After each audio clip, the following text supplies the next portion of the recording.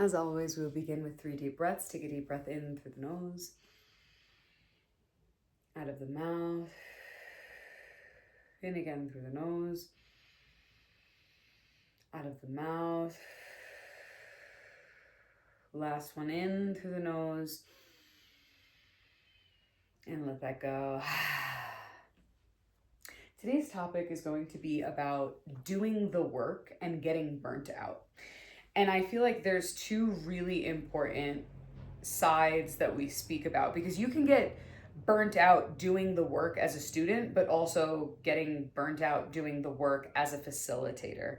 And both of those are equally important to discuss in these types of spaces. And I know for those of you that join us like live and at our gatherings on Zoom, or if you've joined us in person in the past as well, we do talk about these things. So it's nothing necessarily new, but I think a topic that is a really great conversational piece. So let's start off with talking about the facilitator portion of this, and then we'll also talk about being a student and getting burnt out while being a student of doing the work. So the first thing that we want to identify here is, what the fuck do I mean by what I'm saying, doing the work? Some of you are going to listen to this and know exactly what that means. But basically, doing the work, meaning self-help work, spirituality work. It's something simple as doing meditation, something simple as doing yoga asana every day, breath work, going to ceremony and sitting with plant medicines, right? These are simple things that we're talking about here. So that is what doing the work is. It's choosing to work on yourself is doing the work. You're doing the inner work. You are supporting your inner world. So from a facilitator standpoint, which is where we're going to start talking, you can get easily burnt out doing the work because of two aspects. Because you're not only just the facilitator, but you are also still the student. There's multiple layers to this. Sometimes what we see with facilitators is they stop doing the work and they get overwhelmed because they're producing, and I've talked about this many times, like I do think there is a problem that we see with facilitators where there's just a lot of regurgitation these days, where, you know, you do a training or you learn something from a teacher, you learn something in ceremony, and immediately it is given to those around you. It is created in content, right? Instead of receiving the knowledge and letting the wisdom sit inside of the body and then gifting it to those outside of you, it almost immediately, and listen, like, it's not always to shame somebody, because sometimes we learn something and we feel like it is so drastically incredible for us to learn that we're like, this piece of information needs to be shared with everyone. Because had I known this information, it could have been extremely, extremely helpful for me. So that is a piece of the puzzle as well. But a good embodied teacher and facilitator lets that wisdom sit for a bit before sharing it with their students, before sharing it with their community, etc. So taking that into account, take a deep breath in and breathe out. Another way that we see facilitators and teachers get burned out is through, and I've been in all of these places, and I actually want to finish my thought maybe for this last piece and then move on to the next one.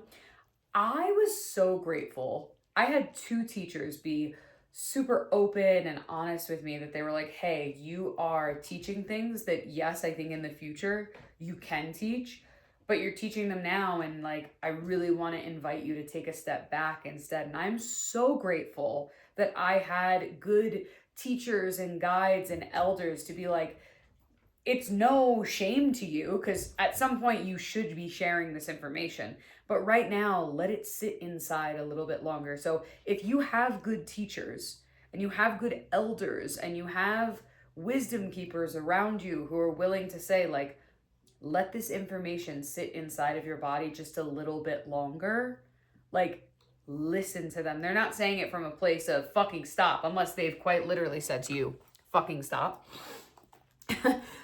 Which in that case, maybe that is their way of getting it across to you, you know?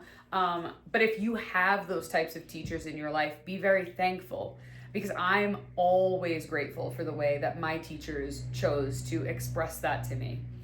And they were totally correct. Although I could share that stuff, now when I share certain things that I was sharing a very long time ago, it makes so much more sense because the wisdom has sat within all of the layers of my energy bodies, right? Like every layer of my auric field has had the time to understand those teachings and pieces of wisdom. And so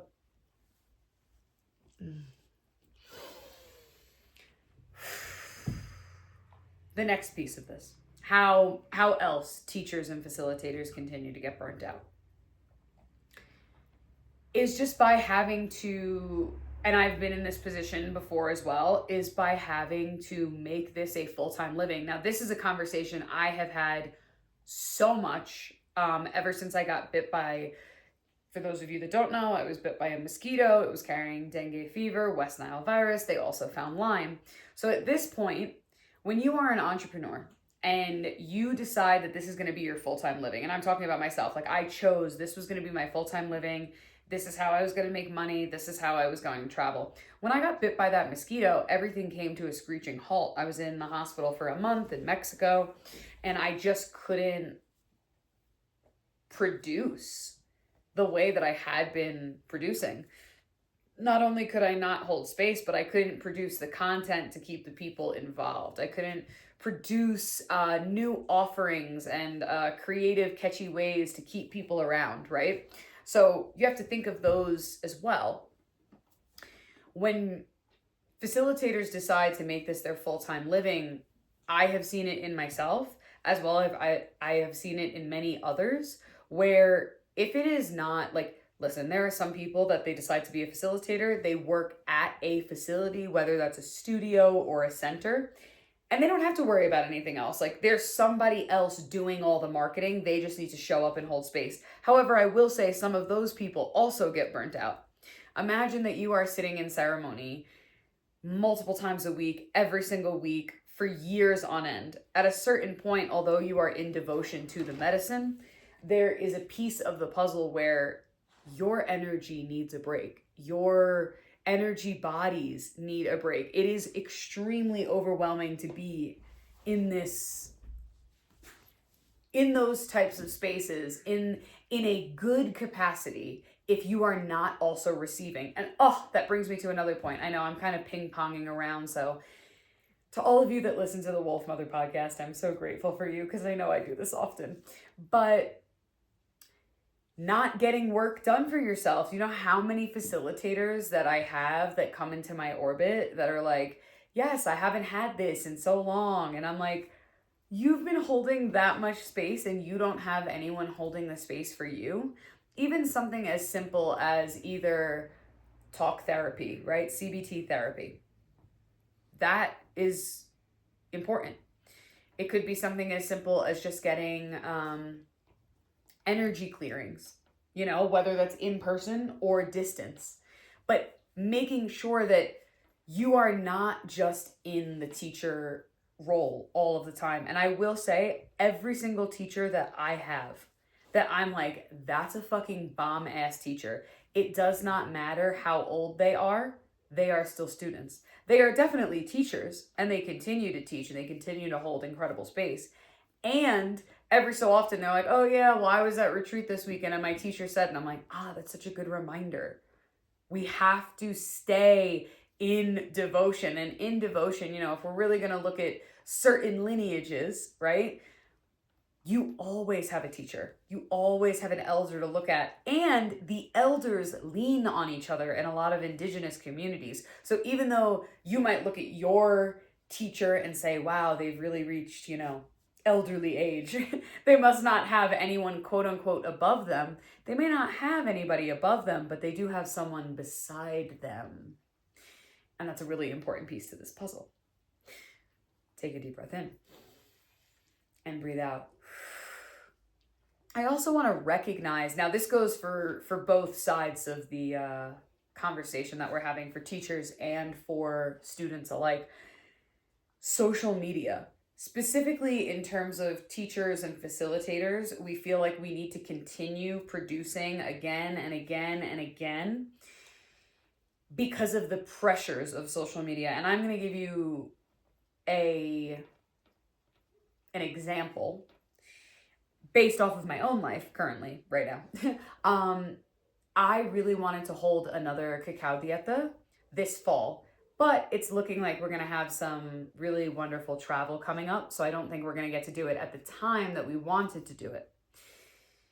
So as the summer solstice came and I was recognizing that and realizing, you know what, we may not be able to do another one, I started to see so many other people who I've never seen do virtual or in-person dietas before, specifically cacao dietas, like multiple people, multiple communities that are like, hey, we're like doing this now, and they're all starting on the autumn equinox. That's a beautiful time of year to start. I wanted to start with Samhain. It was all supposed to, like what we did last year, very ancestral. But starting with the autumn equinox is incredible. And I felt that within me, that I was like, oh my God, okay, maybe we should put together one and we'll do one as well, because I mean, we've done 4 throughout the last year and we're supposed to do another 5th one. And then I had to check myself and be like, wait a second.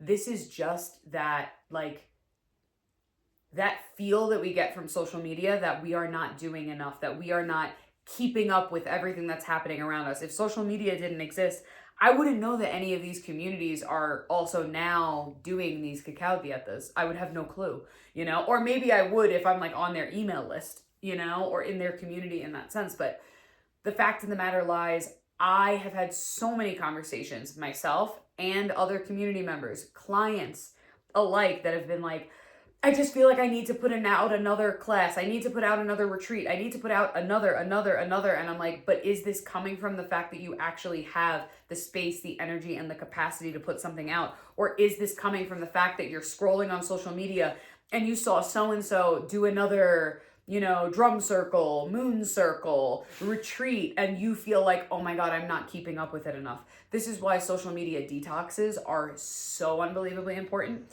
because it reminds you like, whoa, social media is its own world. Take a deep breath in and breathe out.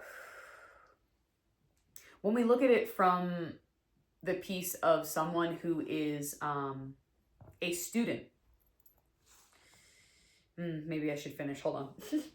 Okay, finishing up in terms of facilitation. This is something now, I do multiple other things to supplement my income.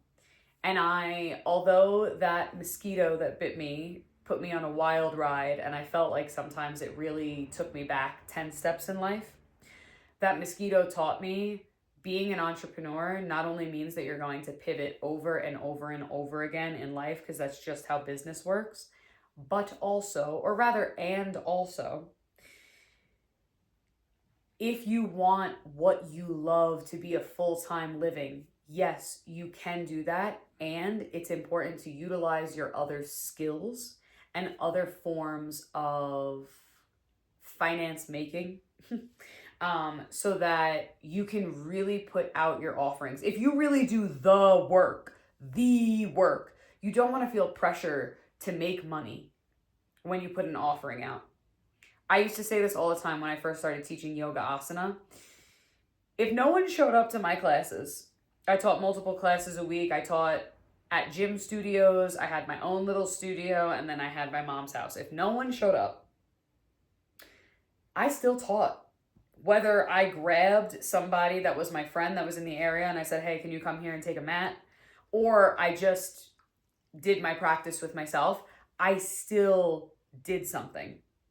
And at that time, there was no pressure to make money from it. I was just having a ball with myself.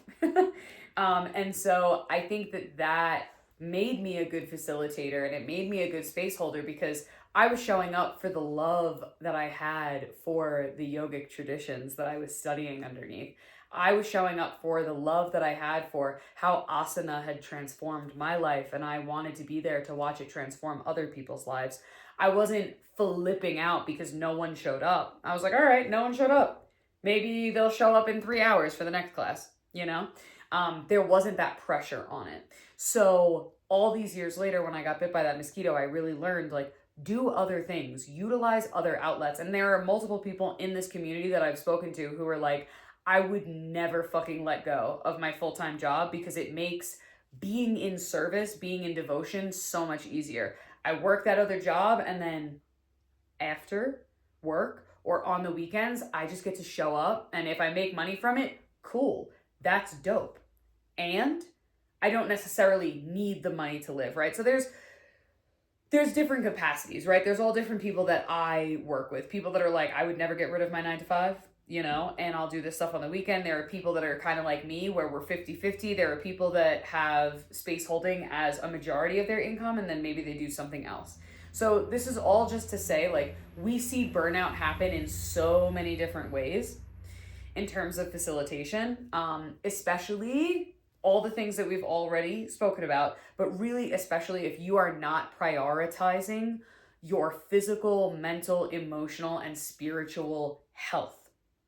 If you are continuing to show up to spaces, but you do not have a regular daily practice of some sort for your physical health, for your emotional health, for your mental health, and for your spiritual health, you are going to run into different forms of burnout.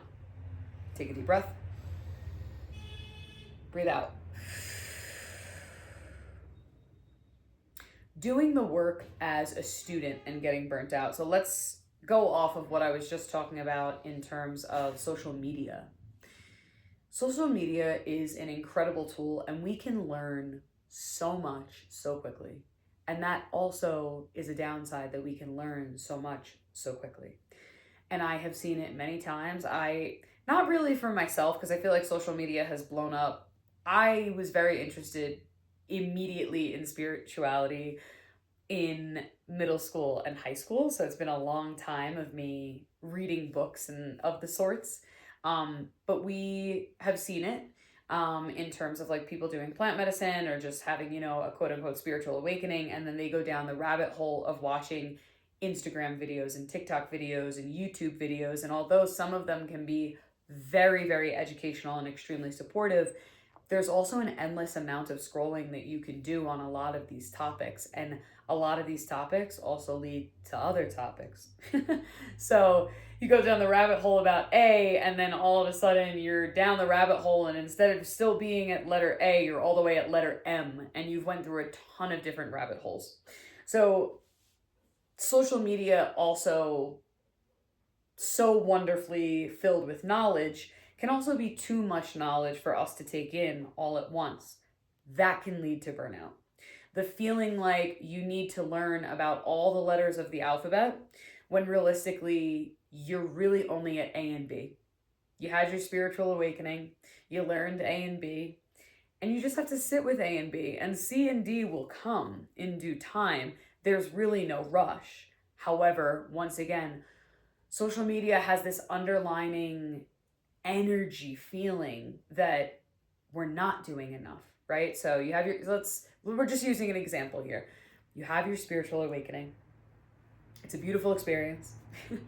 And then your mind is blown. Like, I think it's so funny when people are new to spirituality and they come into our community and they're in our orbit and they're like, oh my God, I had no idea that all of this existed, And it can be overwhelming just then and there. That can lead to burnout. Just the idea that you've opened Pandora's box. It's very hard to close back up, which is why most people don't close it back up. Maybe sometimes they put the box in a different place in the house. But you can't really close it back up and store it away forever once you've opened it.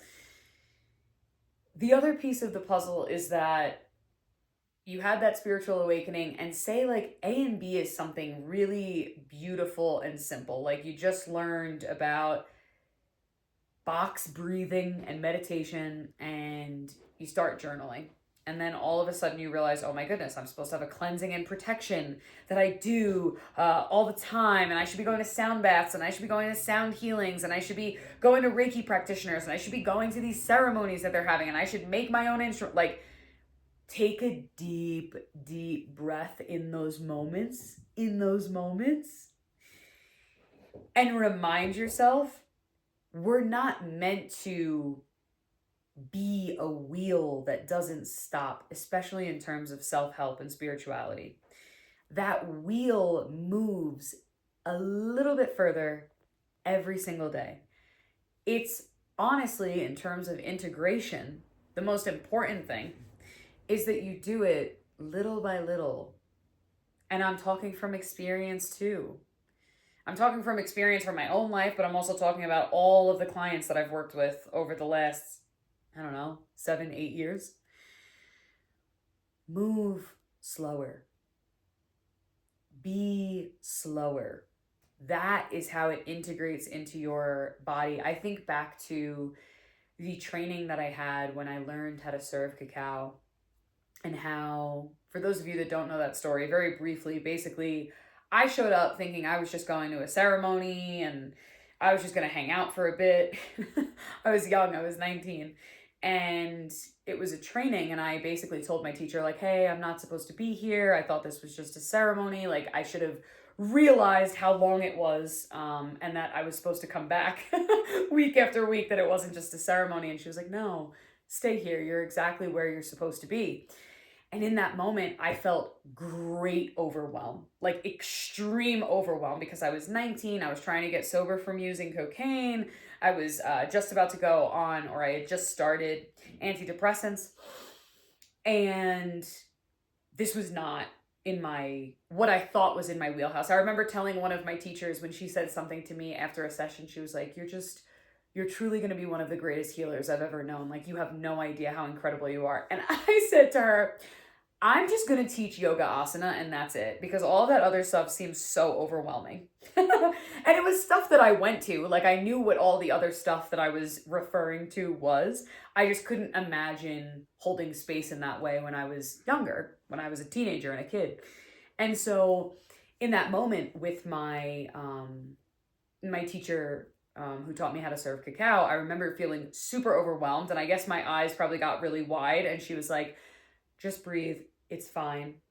Sit. And I remember saying to her after like our first gathering, I don't think I'm gonna like do this. I don't think I'm actually gonna serve people, but I do want to come back, and I do want to learn more, and I want to witness everyone in this space. And I remember her specifically being like, the time will come, but the time doesn't have to be now. And I was like, ooh. For many years, I didn't serve cacao. I didn't even serve myself. I continued to go to other ceremonies and enjoy ceremony for myself, but it was something that I kept very near and dear to my heart, until I really heard that whisper of like, you should start making cacao, and like, you can have it for yourself. You could start making cacao and you should serve your friends and family in like really intimate settings. And then it was like, okay, it's time to be served. And I'm so grateful that I did that, because I feel like that's why my relationship with that medicine is so deep and so close. Like, I feel so close to that spirit. And I hold that spirit with such great reverence, because I had so many years where I was just like, wow, I get to hold what this beautiful Guatemalan woman was sharing about her family and this medicine and its history and its wisdom, just within my mind, just within my body. And I didn't have to give it anywhere. But all of that to say, I felt extreme overwhelm in that moment. And then what did I do? I received the wisdom, and I took Pandora's box and I put it in another part of my body. And years later, I opened it, back up and brought it to the front. But you're allowed to experience things in the beginning that don't push you into burnout. Because in other ways, had I have been like, no, then I'm definitely going to do that. Truth be told, there was no way I should have been serving medicine when I was trying to get sober from cocaine and just got on antidepressants. Like, I was a fucking train wreck. I was still having the time of my life though, but I was a train wreck. And so if I would have tried to push myself to be like all the other people that I trained with, right, that I was passed down this wisdom with, I would have thrown myself into a wild sea of burnout and overwhelm. And so that's a positive story that I can look back on. So for all of you that are listening, thank you for helping me remember that in this moment. This topic is good. When you are a student, another way that we see much burnout is feeling like you need to have world's longest practice. And I've talked about this on social media quite a few times. You do not, when I have a client, okay, this is what I say to them. I don't want you to have a 2-hour practice if there is no attention for those 2 hours. If for 2 hours you can do a 2-hour practice and all of your attention can be there, beautiful, go for it. However, I would prefer, if you were my client, this is like specifically my own opinion, I want your attention and your intention present. So if that means you only have a 5-minute practice every day, that's totally fine. Why overwhelm, Why overwhelm yourself just so that you can fit in with the quote unquote big dogs? There are trainings that I have done where my morning practice needed to be about an hour to 2 hours. They were very, very long and deep sadhnas, and they were definitely worth it. And they served their purpose at that time in my life. Your life also changes. We're all students. And so what happens is we ebb and flow with the amount of time that we need a daily practice or practices just in general. If it's going to overwhelm you to have a large altar that you clean every single week, why have the large altar? Have something that is small, that is easily accessible to what you need, that you can clean it every week, that it doesn't have 80,000 crystals on it and 18 different statues, and that you need to, clean out your flowers with new ones every single week. Different seasons of your life call for different things. And that's okay. And at some point you might be like, oh my God, I love having a large altar and I'm so connected to it. And then time might happen and life happens. I feel like oftentimes when I find that like my students of mine, clients of mine get burnout, it is because the season of their life has shifted. And instead of shifting to support the season that they are in, they so deeply desire to cling on to that past season. And that's human beings and how we deal with grief, right? Like the earth deals with grief in a really beautiful way where she has, well, not every place in the world, but for the way that we're going to describe it, the earth has 4 seasons and she's constantly moving through those 4 seasons. And climate change throws a bit of a monkey wrench into what I'm about to say, but the earth lets that season prior go so that she can make space for the next season to come through. And although she might feel grief and, when it comes to the leaves changing, there might be a little bit of greenery, or you might go into winter and you might go, oh, that tree is still hanging on to its leaves. At some point, she lets it go. And just like us as human beings, there might be a ping of difficulty for us to leave a season behind, like those leaves on trees.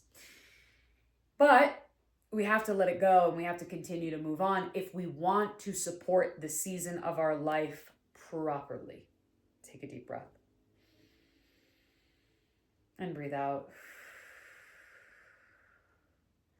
When you begin to experience burnout, I also want you to look at, because I've been in this position as well, as a student, are you also doing too many things? Meaning you're going to every class you possibly could. You're going to every training that there ever was out there. And I've been in the pits of that. I've been in like 4 different trainings at a time. And although it was beautiful and I needed to learn from that experience to not do that again, if I could offer that advice to someone else, if you are a student and you're looking to take deep sadhanas and you're looking to receive wisdom from wisdom keepers and really get connected to your teachers as a student, focus on one thing at a time. And I'm saying this again from my own life experience and from the experience that I have with others. You know your own capacity. And sometimes we bypass what our capacity is for the sake of being more spiritual. We want to be the most spiritual student in that space. We want to be the most spiritual student that we can be as a human being. But I think there is so much more wisdom for us to learn if we can take just a little bit more space to really drink in the nectar and the wisdom of one lineage, of one teacher, of one journey. And I'm not saying this in terms of like, you might be like, oh my goodness, but I go to yoga asana multiple times a week, and I also go to these sound healings, and I also go to this. That's not what I'm talking about. I'm talking to the people that are like devoted students that are, they get out of their little trainings that they're doing, or maybe large trainings, maybe they spent like, you go to an ashram for a week, a weekend, a few weeks, and then as soon as they get out, they're trying to do another thing and another thing and another thing, where it's like, I actually said this to a client today. We're allowed to let the candle blow out on accident without having to relight it. If the candle blows out, let the candle be blown out. You can light it later on. You don't have to immediately go to quote unquote light it again just for the sake of, oh my goodness, it ended. We can let the dust settle. You can sit in the dust. So I kind of went off on quite a bit of a tangent. So I want to take a deep breath in with you guys and out with you guys. Big topic. Comment down below on whatever platform you're on and let us know your thoughts. Many blessings to you and to yours.